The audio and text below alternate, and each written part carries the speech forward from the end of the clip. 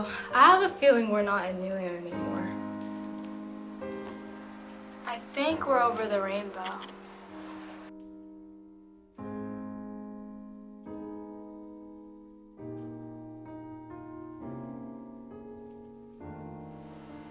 Hello.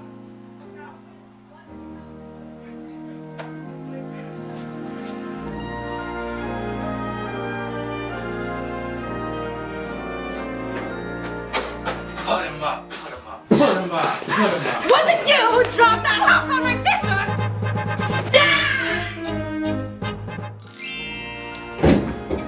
Aren't you forgetting your ruby red slippers? No.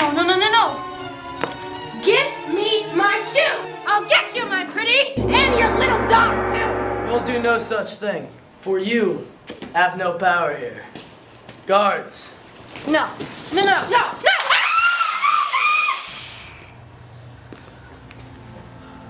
Come on, guards, for our work here is done.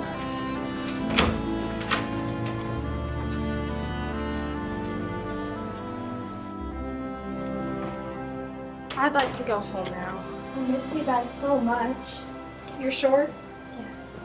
Okay, well, all you have to do is click your heel together 3 times and think to yourself, there's no place like home. There's no place like home. There's no place like home.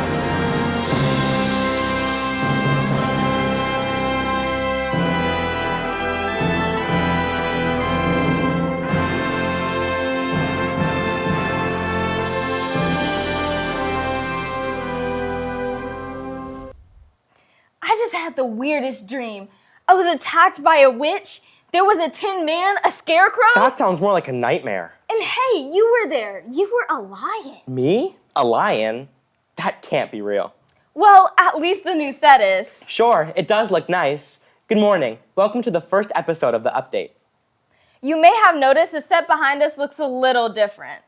Reporter Ryan Costello gives us a deeper look into the changes in the TV Media Art Studio and checks out the company that helped pull this all together. The start of a new school year brought on the beginning of a new era for TV Media Arts. After many years of our old set, we were ready for an upgrade, and it's finally here. The process for crafting our new set began a few years ago, when we started looking for a company that could design and build it. We settled on Mystic Custom Fabrication, then called Mystic Scenic Studios. We were looking to create a studio that both felt warm and homey, while also capturing the news aspect of our TV program. Bringing our vision to life was Keith Archer, a scenic designer and project manager over at Mystic. Bringing over a decade of experience in the industry, Keith transformed our rough goals into buildable concepts. Once you kind of know the scope, we go through the details of like what kind of video do you guys shoot, what kind of content do you do, sit down interviews, stand-ups, and that kind of dictates what scenery behind the person will look like. And then of course it's always easiest just if they have something in mind that they really want their set to look like, just simply sending over some Google images just for reference, so I'm not designing a pink and purple set when they're in mind they're hoping for a red and blue set.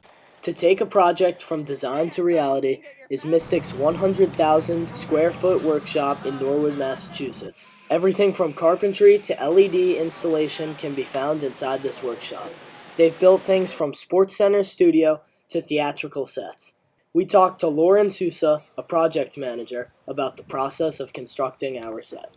There's some trial and error there of trying to figure out what's the best way to do this, and if we've done something similar before and it didn't work out, how can we improve it? We have kind of our standard procedure, but we're always running into, we've never made this before, how should we approach it? The process of creating each set is unique. No two designs are alike, and even if they share similar aspects, they each bring their own challenges. We'll take bits, maybe they like one of the walls behind one of the anchor people, and we'll kind of take that idea and run with it. And then budget plays a big role. Everybody wants the set to be the highest it can possibly be, highest standard. Ultimately, the goal of Mystic is to allow storytellers to convey their messages. You can always just relay news, right, without any kind of scenery, like in a radio format.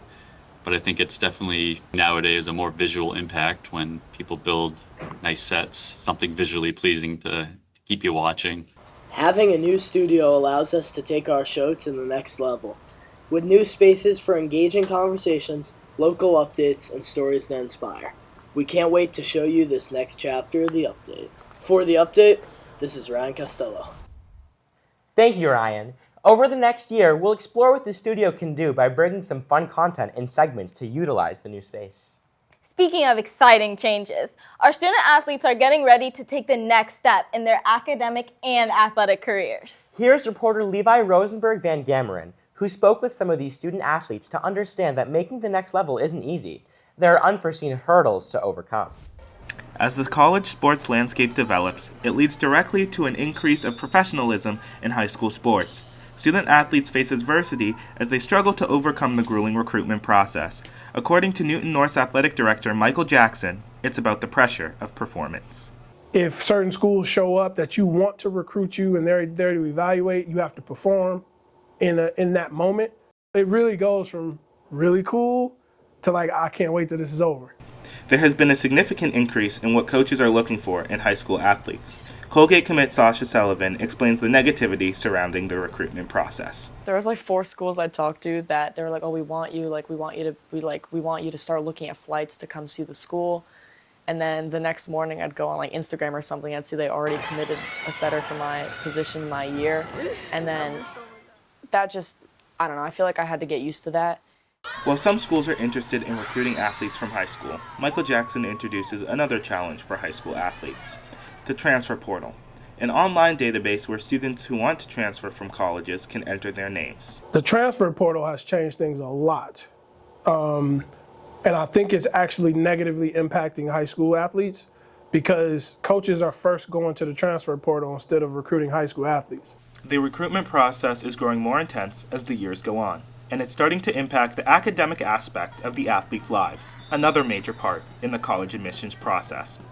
Basketball player Jake Lyons and track runner Sophie Finkelstein state that it's hard to find a balance between sports and academics. I will say it's really hard to keep it 50-50 the whole time because obviously we're student athletes first, but I will say it's very hard to keep it even and be honest with yourself when you need to do work instead of go play your sport. It's a lot of work. It's practice every day while also balancing high-level classes. Although athletes work extremely hard on both their academic and athletic success, their peers often don't recognize the challenges of being an athlete. They don't understand the discipline, the amount of time that goes into it, the daily care of your body, and thinking about what you eat, and the training sometimes that goes into it. I think people don't understand the commitment and the work that goes into being a student athlete. Despite the mounting pressure and changing landscape, one thing remains constant: the passion these students bring to every practice, every classroom, and every challenge. Their journey is more than a path to recruitment. It's a test of dedication, balance, and belief in themselves. For The Update, this is Levi Rosenberg Van Gameren. Thank you, Levi. As an athlete myself, it's nice to know that I am not alone through this complex process. Now, as we approach Halloween, spooky decorations, costumes, and makeup are all abound. Reporter Nikki Vienna takes us to Wilmington to explore a business that thrives during this time of year by bringing outlandish visions to life. Welcome to Wicked Makeup, a business where fierce beauty meets unapologetic self-expression. Makeup artist and owner Tiffany Cataldo specializes in a range of makeup styles from wedding transformations to ghosts and ghouls. I think I stifled myself for a little while, honestly. I think I just put myself in a box of what normal was supposed to be. Each client's creative visions are reflected in her work through each unique design, and Tiffany has worked hard to perfect her craft and aid clients in finding and understanding themselves through this medium. I think that it's important for everybody to be able to express themselves however they want to, whether it's with makeup or with anything else. I was always the weird kid in middle school, experimenting with makeup and things like that, things that you wouldn't traditionally see. Sarah Zaransky is a local model and personal friend of Tiffany, who works with her often. If you come to her with the weirdest thing, she'll figure it out. She's a master of her craft, for sure.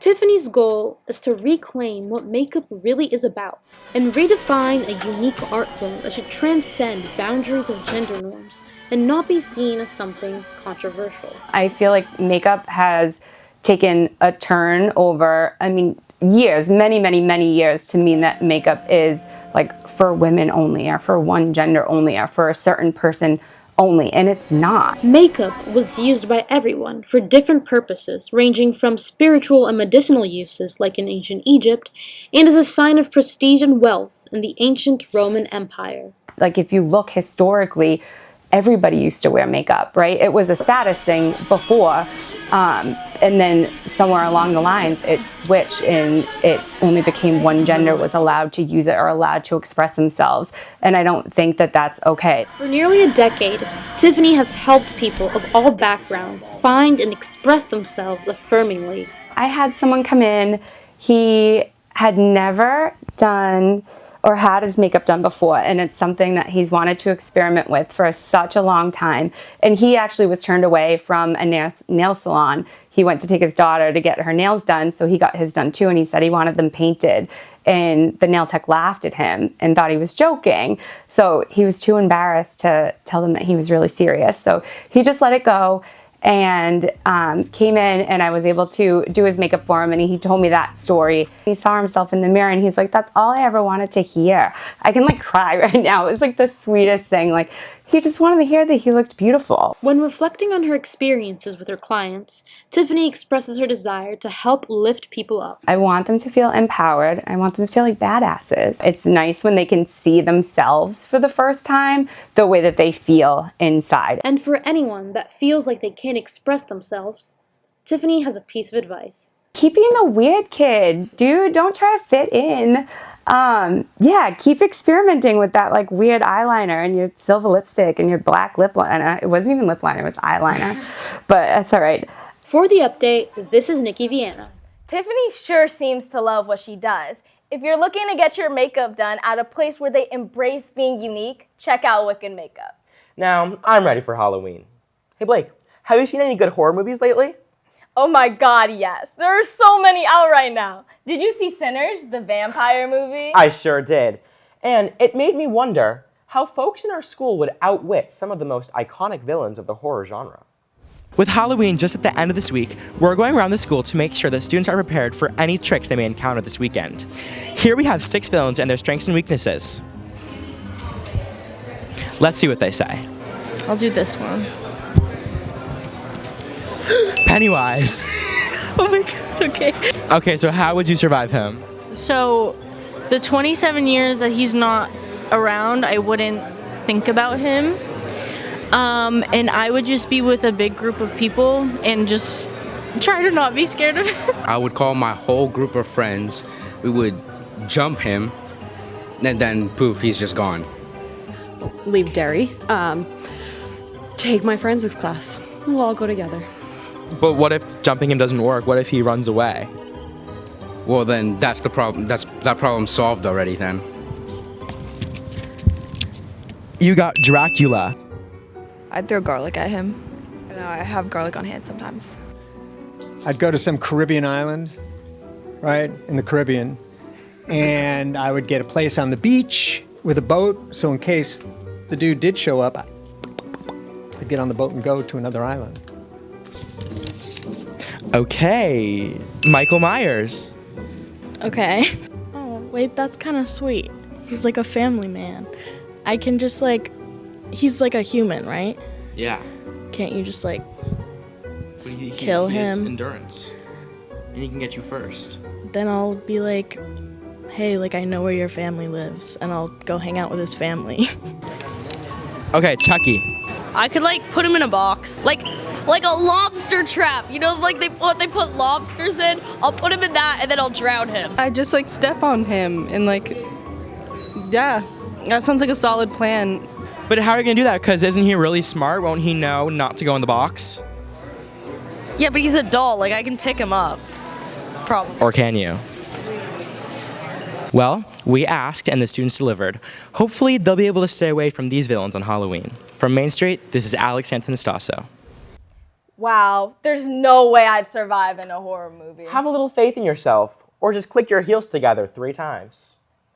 Thanks for watching the update. We hope you enjoyed this episode. If you have any stories of your own, reach out on Instagram at Newton North TV. We can't wait to hear from you. For the update, have a safe and spooky Halloween, and we'll see you next time.